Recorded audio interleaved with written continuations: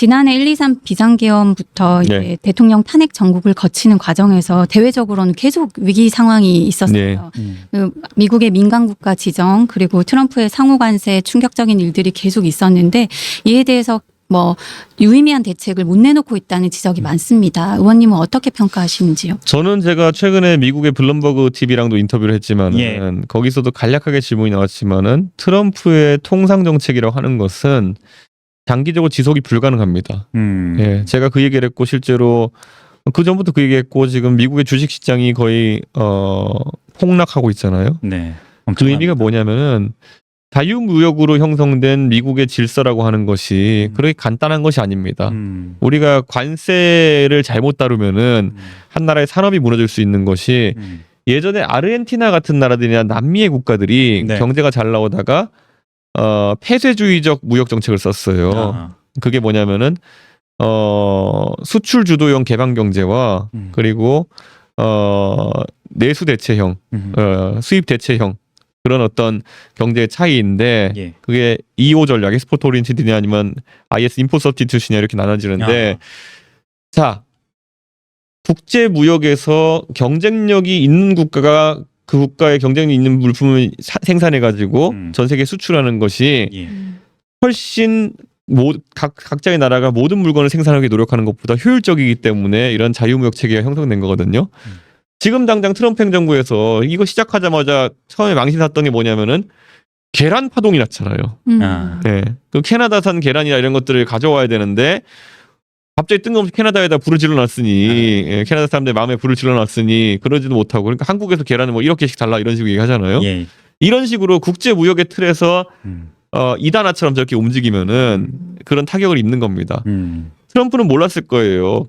미국 북동부 연안의 주들의 전기가 캐나다에서 공급되는 양이 상당히 많다는 걸. 아. 그래서 지금 그거 끊어버리자 이런 얘기도 나오고 이런 것처럼 저는 트럼프의 통상 정책은 길게 가지 못할 것이다. 아. 저는 그런 생각합니다. 저렇게 하면은 뭐 미국산 물건이 많이 사용된다. 그거는 1700년대 사람들 안 믿었던 그런 전략입니다.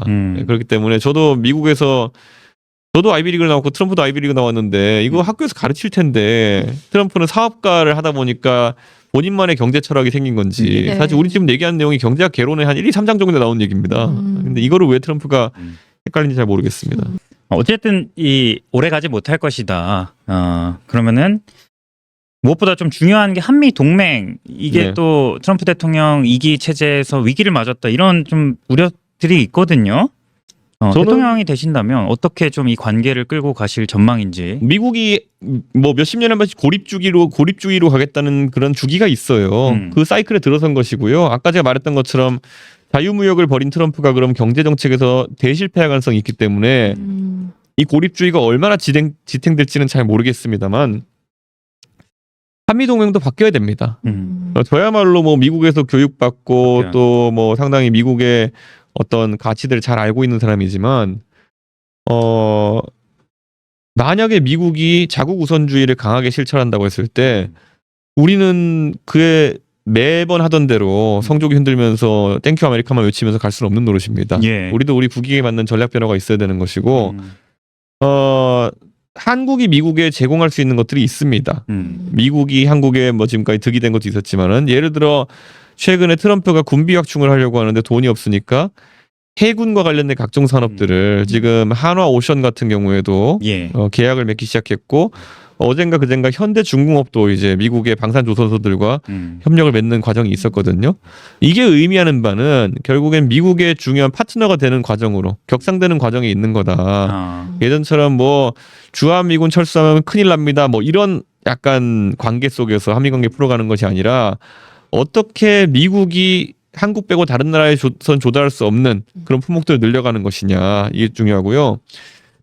당장 우크라이나 전쟁에서도 왔을 때 가장 처음에 나왔던 것이 미국이 사실상 155mm 포탄이나 이런 것들의 재고가 지상군 포탄 제공량이 부족하기 때문에 한국에서 상당한 양의 그런 고폭탄 같은 것을 공급하지 않았습니까? 예. 미국에 공급하고 미국이 갖고 있던 걸 우크라이나에 주는 방식으로. 그런 면에서 한국은 대체 불가능한 동맹이라는 것을 계속 각인시켜줘야 되는 겁니다. 예전처럼 무슨 뭐 윤석열 대통령이 가가지고 뭐 노래 부르고 이러면 좋아하고 이런 게 아니라는 겁니다. 서로 윈윈이고 서로가 서로에게 도움이 되는 관계가 있어야 그 윈윈을 만들 수 있는 거거든요.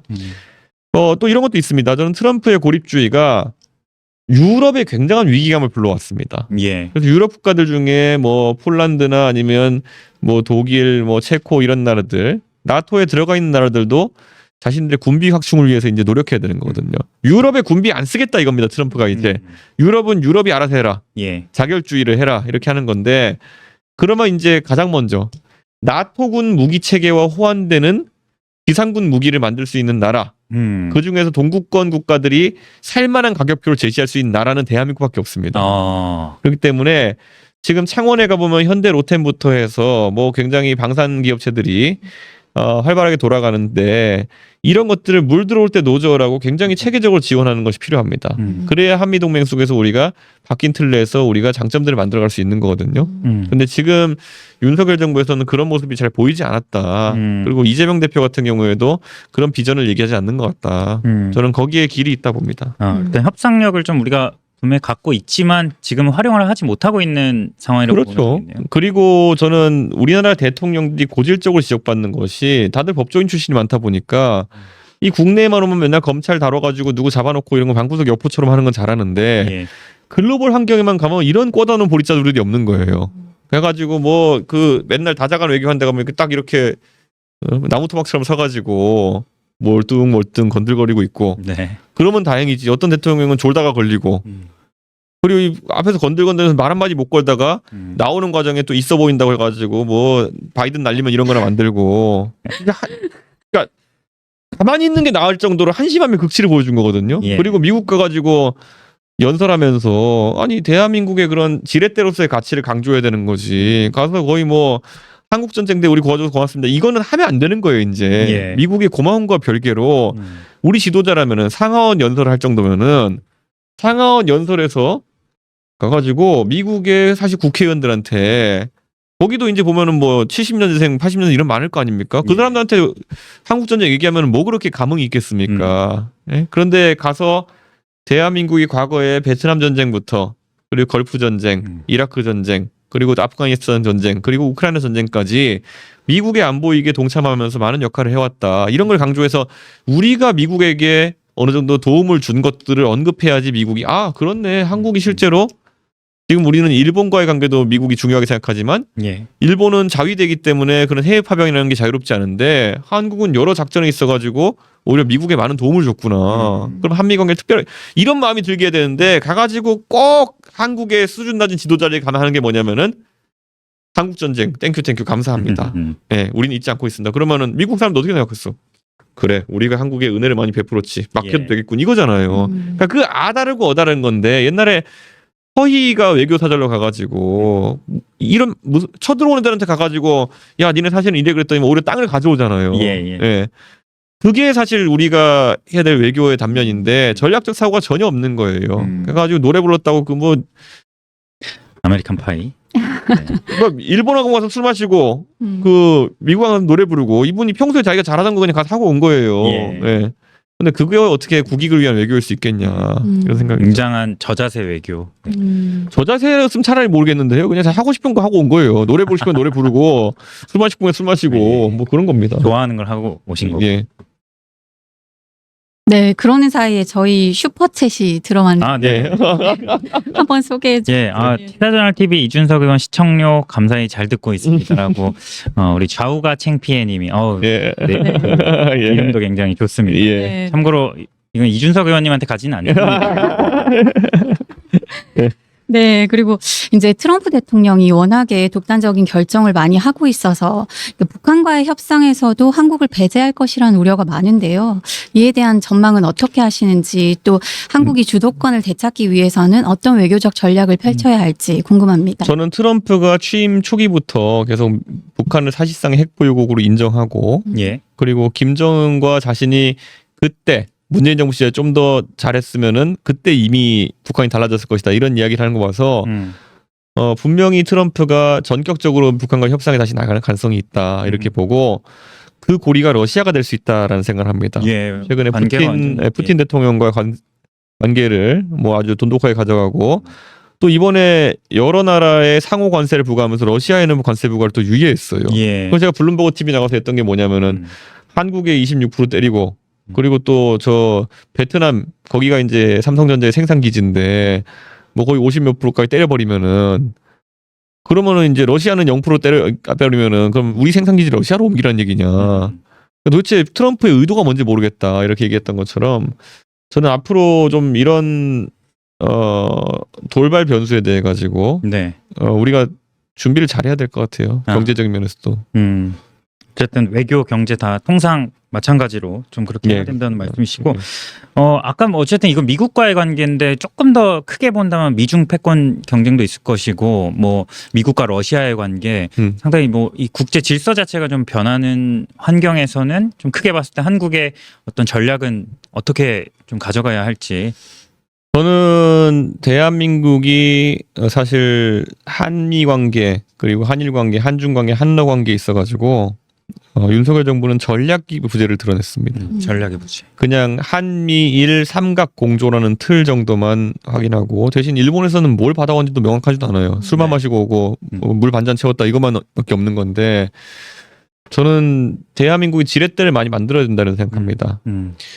지금 미국의 AI나 IT 반도체 산업 이런 데 있어가지고 HBM이나 이런 것들이 공급망에서 지렛대로서 훌륭한 역할을 하고 있는 것처럼 예. 배터리, HBM, 그 다음에 뭐 여러 가지 파운드리 이런 산업들이 대한민국의 공격 무기가 돼야 되는 것이죠. 네, 그러기 위해서는 과학기술에서의 패권 경쟁에서 절대 뒤처지면 안 된다는 겁니다. 그래서 제가 얘기하는 게 이번에 대통령이 돼야 될 사람은 첫째로는 글로벌 환경에 대한 이런 이해가 해박해야 된다. 두 번째로는 과학기술 패권 경쟁을 이끌려 그러면은 저건 낚이면 안 돼요. 이게 과학기술에 대통령이 허접하게 알면요. 꼭 낚여요. 그래서 맨날 와가지고 키워드 좀 반짝반짝해 보이는 키워드만 갖고 장사하고 그래가지고 가장 심했던 장사가 메타버스 이런 거. 예. 예, 이런 거 갖고 와가지고 막 돈 달라고 그러고 이런 사람도 있거든요. 전 처음부터 그래서 메타버스를 도대체 왜 해야 되는 거냐. 전 세계에 사실 메타버스를 제일 먼저 구현했던 나라가 대한민국이에요. 어디냐면은 리니지라는 게임이 원래 메타버스 구현한 거예요. 거기 가면 자기들끼리 상점 가서 물건도 사고 막 만나서 서로 찔러 죽이기도 하잖아요. 이제 보면은. 그러네요. 그 메타버스라는 것의 본질이 하나의 월드에서 몇만 명의 사람들이 하나의 서버가 핸들링할 수 있느냐가 메타버스에서 굉장히 중요하거든요. 이미 90년대 후반 2000년대 초반에 리니지는 한 개의 서버에 몇천 명, 몇만 명이 몰려가지고 서로 죽이고 찌르고 물건 팔고 해도 괜찮은 시스템을 구축했던 그런 시스템이에요. 네. 거기에 약간의 3D 그래픽과 비즈니스적인 요소를 얹으면 메타버스가 되는 건데 사실 그게 뭘 할 수 있느냐. 근데 거기에 정치인들 파닥파닥 아껴가지고 뭐 가상현실 세계가 되고 메타버스가 되면은 여러분이 은행을 가지 않고도 메타버스에 가가지고 뭐 은행 업무를 볼 수 있습니다.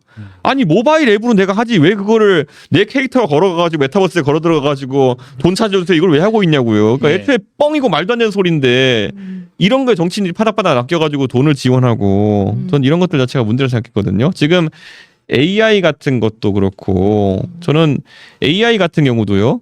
뭐 딥시크 뭐 이런. 지금 그 GPU 사는 것에 굉장히 집착을 많이 해요. 예. 예. 그리고 저도 과방위하지만 맨날 GPU를 몇만 장 사기 위해서 예산을 투입했는데 근데 GPU라는 건요. 서비스하는데 그리고 학습하는데 모델을 만드는데 필요하긴 한데요. 예. 그거야말로 사실 굉장히 상업화된 지점이에요. 그러니까 연구나 이런 용도로 그런 걸 사는 게 중요할 수도 있겠는데 GPU가 있는다고 그런 게 나오는 게 아니라요. 오히려 파운데이션 모델 같은 걸 연구하고 그런 사람의 투자는 굉장히 중요한 거거든요. 지금은 뭐 연구를 하기 위해서 아니면 서비스를 하기 위해 가지고는 무조건 GPU를 몇만 장 확보해야 된다. 그럼 그런 거, 그러니까 항상 그런 만질 수 있는 것에 대한 투자를 자꾸 하라고 강요하고 이러는데요. 사실은 인재가 유출되고 이공계에 있는 사람들이 합당한 대우를 받지 못하는 게 더 큰 문제거든요. 아니 GPU를 뭐 몇만 장 쌓아놓으면 뭐 합니까? 그 정도 사용을 하지 않는 단계인 거죠. 아니 있으면 좋은 거지. 하지만 선결 과제라는 건 만약에 우리나라에 훌륭한 AI 엔지니어들이 있어가지고 AI 아니면 리서처들이 있어가지고 이런 사람 10명 20명이 모여가지고 연구를 잘한다. 그러면 그때 가가지고 돈 대줄 벤처 투자자나 아니면 기업들은 많습니다. 지금 사기업에서도 그렇게 하고. 그런데 이런 식으로 자꾸 뭐 GPU의 공급이 있으면 AI 산업이 갑자기 발달할 것이다. 있으면 좋다와 이거만 이렇게 쑤셔 넣으면 발달한다는 다른 거거든요. 예. 그러니까 저는 좀 이런 측면에서 과학기술 정책의 투자 우선순위와 사기 판별 이런 것들은 앞으로 지도자에게 굉장한 지점이 될 것이다. 예를 들어 이런 것도 있어요. 황우석 박사가 옛날에 연구윤리를 위반해가지고 예. 그건 굉장히 심각한 연구윤리 위반입니다. 사실상의 허위 논문을 발표한 거나 마찬가지니까요. 자, 황우석 박사가 잘못한 것과는 별개로 그것 때문에 우리나라의 생명윤리 연구 규정 자체가 생명연구 관련 윤리 규정 자체가 굉장히 엄격해졌어요. 그래가지고 실제 하고 싶은 연구를 못하게 된 경우도 허다하거든요. 그럼 이거 싹 풀어야 되는 겁니다. 그래서 제가 이번에 얘기하는 게 지금까지 정치인들이 규제를 타파하겠다 그러면은 그냥 지나가는 소리 그냥 뭘 파파하겠다는 모르고 하는데요. 저는 이번에 명쾌하게 예를 들어 IT 사업을 하는 사람들 같은 경우에는 실리콘밸리에서 할 수 있는 사업은 무조건 판교에서 할 수 있게 하겠다. 이게 규제 기준 국가제라는 거거든요. 예. 벤치마크 컨트리라는 건데 그리고 예를 들어 도쿄에서 바이오 연구를 하는 사람이면은 오송에서도 똑같은 연구를 할 수 있게 하겠다. 이런 식으로 완전히 그러니까 규제를 다른 나라보다 하나도 더 하지 않는 규제 기준 국가제를 설정하겠다라고 하는 거거든요. 이런 식으로 풀어나가지 않으면은 대한민국에서 앞으로 뭐 GPU를 몇만 장 때려박든 아니면 뭘 하든 간에 그 과학기술 인력들이 힘이 안 납니다. 네, 그래서 저는 그걸 꼭 바꾸고 싶습니다. 그리고 이제 윤석열 전 대통령과는 네. 당 대표로서 대선을 함께한 인연도 있지만 또 대선 직후부터는 관계가 좀 악연으로 네. 바뀌셨죠. 그러니까 헌법재판소 8대0 그 전원일치 탄핵 인용 결정으로 인한 화면 장면을 어떻게 보셨는지 궁금합니다. 저는 뭐 저렇게 자기 혼자 골부리다가 저렇게 자기 스스로 다리 걸려 넘어지는 분도 처음 봤어요. 그러니까 뭐 대단한 걸 하신 것도 아니고 그냥 혼자 그냥 도대체 집권하셔가지고 뭐 이것저것 하시다가 그냥 속된 말로 골부리시다 그냥 가신 거거든요. 예. 그러니까 제가 평가할 내용 자체가 없습니다. 그러니까 그것도 골부리면서 혼자 그냥 이렇게 하신 것도 아니고 여당에는 거하게 이제 사고 쳐놓으시고 뭐 이렇게 하면서 그냥 다 이렇게 폭탄만 터뜨리고 가신 거기 때문에 뭐 나중에 역사가 어떻게 기록할까요? 네, 업적이라기보다는 이게 뭐 괴담은 많을 것 같은데 안타깝고 이제 내란죄 재판을 이제 받으셔야 될 텐데 사실 굉장히 당황스럽습니다. 그리고 이제 그저께인가요? 우리 홍준표 시장님이 이 공약을 내시면서 이 홍준표 시장이 또 젊은 층에 좀 소구하는 포퓰리즘적인 공약을 많이 내시기 때문에 화끈하게 또 이제 사형제를 실질적으로 부활시키겠다. 사형에 준하는 범죄를 저지른 사람은 꼭 사형되게 하겠다는 취지로 이렇게 말씀하셨는데 제가 아는 사람 중에 최근에 사형에 준하는 죄를 저지른 사람 한 명밖에 없습니다. 그래서 이제는 홍 시장님이 그분 저격을 하시려고 하는 건지 잘 모르겠지만은 되게 뜬금없는 상황이 발생했다. 그래서 저는 뭐 윤석열 대통령이 계엄에 준하는 계엄을 행동을 했고 내란의 혐의로 지금 재판받고 있는데요. 자기 방어에 힘을 쓰셨으면 좋겠습니다. 정치에 더 이상 관심 쓰지 마시고. 네. 아까 뭐 계엄이라는 것이 아니 그 내란이라는 것이 무기징역 또는 그 수괴는 무기징역 또는 사형인데 절대 그런 불미스러운 재판 결과가 나오지 않았으면 좋겠다라는 생각이고 윤석열 대통령이 지금이라도 그렇게 하는 길은 반성적인 자세를 보이는 것이다 이렇게 생각합니다. 뭐 계엄이 계몽령이란 이런 이상한 술 먹고 할 만한 소리를 지금 하시면 안 되고요. 저는 제발 대한민국 국민들이 다시 한번 그래도 윤석열 대통령에 대해 가지고 나중에라도 용서하는 마음을 가질 수 있도록 최대한 겸허한 마음으로 반성하는 자세로 그 내란죄 재판에 임하셨으면 좋겠다는 생각입니다. 진짜 마지막으로 국민의힘도 어찌됐든 아까도 그 탄핵강을 넘자 그때 얘기를 해주셨는데 많이 변했잖아요. 네. 국민의힘을 바라보는 심경도 어떠실지도 궁금합니다. 마지막으로. 아 진짜 진짜 그 뭐라고 해야 될까요? 진짜 너무 답답합니다. 예, 이제 한 사람이 광인이 있다 하더라도 그 광인 하나를 막아세우지 못할 정도로 허약한 정당의 시스템이었다면은 저는 그걸 막아보려고 이제 5만 가지 일을 다 하다가 결국 그 광인에게 두들겨 맞고 쫓아난 건데 그 광인이 난동부릴 때 팔다리 잡고 했으면은 충분히 잡아서 멈출 수 있었거든요. 근데 그 광인이 날뛰는 것을 방치했기 때문에 오늘 그들이 겪는 어려움이 있는 것이다. 그래서 거기서 경험에 따른 교훈을 얻었으면 좋겠다. 근데 이 일이 반복됩니다. 계속. 박근혜 정부 시절에도 그랬고 윤석열 정부 시절에도 그랬고 구조적인 문제가 있다면은 이제는 고쳐 쓰기 어렵다. 예. 고쳐 쓰기 어려우면 바꿔야 된다 이런 생각입니다.